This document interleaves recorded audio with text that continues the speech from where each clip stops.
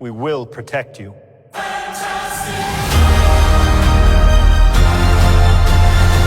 I don't think he's going to protect him.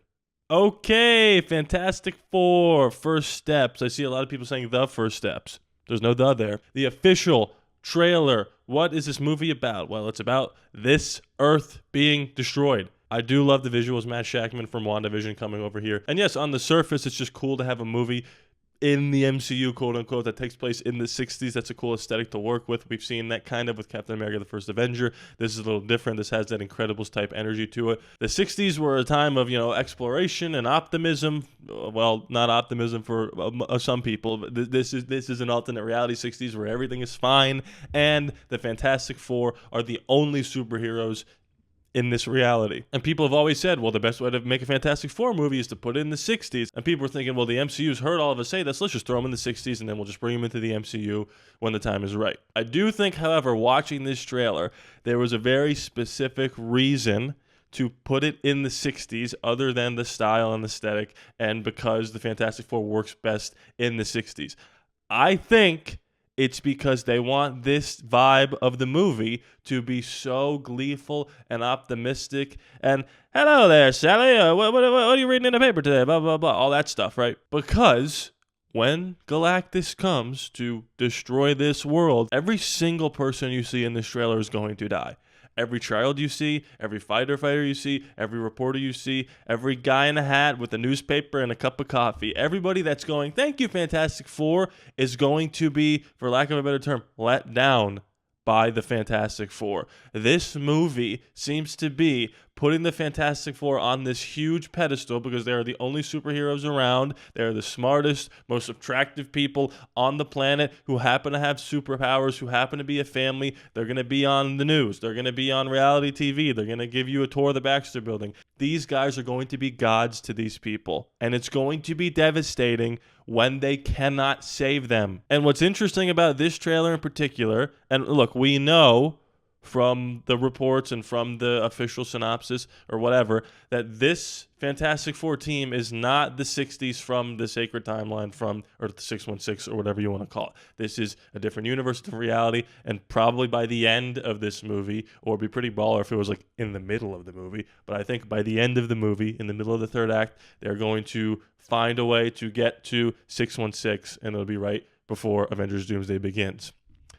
What could be interesting, and I've seen this theory floated around, is the idea that these 4 astronauts are originally from 616, from our version of the 60s.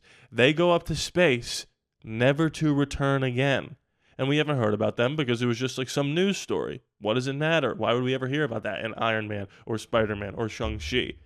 They are never to be found again because they've somehow ended up in an alternate timeline. They come back down and these people are like, whoa, who are you guys? And they say, we are the Fantastic Four. And they use the idea that they're from an alternate reality where maybe technology is a little more advanced to prop themselves up to become these godlike figures and to be the protector of this newfound reality.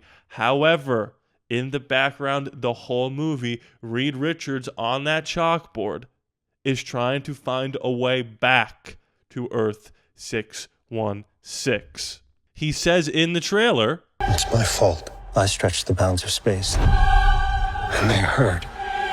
He clearly feels responsible for Silver Surfer and Galactus targeting this Earth. Now, maybe that's just because he's the smartest man alive and he was stretching, his scientific powers and his knowledge, and Galactus was like, nah, you're done.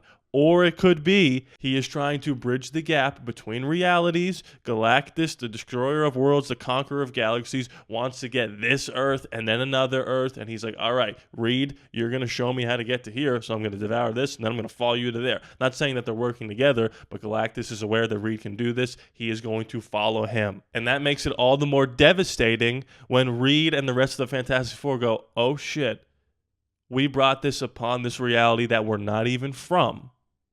Now we have to protect it with everything we have. And at the very worst, I have to find a way to get back to 616. Now, that's a tinfoil hat theory. Doesn't really matter if they're not from 616. It's not going to take my enjoyment of the movie away from me. If he's just looking to bridge the gap between realities because he's a scientist, he's an Albert Einstein, and he just wants to do that, that's cool too. The main takeaway from this trailer, though, is that I do think they put it in the 60s to give you that space exploration, eternal optimist vibe, because when this Earth seemingly gets destroyed, it's going to be devastating. You're going to see so many little kids that look up to Ben Grimm and Johnny Storm and all these people that are watching these shows that the Fantastic Four are on get wiped away. And that's going to be tough for this version of the Fantastic Four to swallow. And now, I'm not a big trailer breakdown guy. I don't want to be spoiled going into the movie, but I do think there are 2 shots in this trailer that are pretty telling about what's to come for the Fantastic Four and for this version of Earth. There's this shot right here that looks like the Earth is in pretty bad shape and they're trying to leave it. I don't know. Maybe that could be an incursion happening. I don't know what's going on there. And then there's this shot right here, Vanessa Kirby.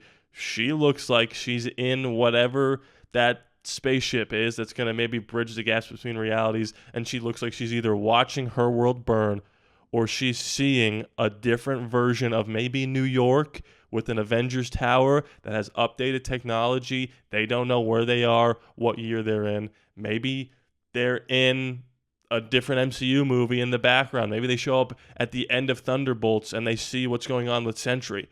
I don't know. It's gotten me excited. I can't lie to you. Anyway, guys, thank you so much for watching. Those are my thoughts on the Fantastic Four. Pretty cool score. I like it. Giacchino, go off. Do your thing. Let them cook. If you like what you see here, hit that like button. Comment away. What are your thoughts on the Fantastic Four trailer? What are your predictions, theories, speculation? Please be sure to subscribe. It's free out there on the charges you. I love you guys. And I'll see you next time.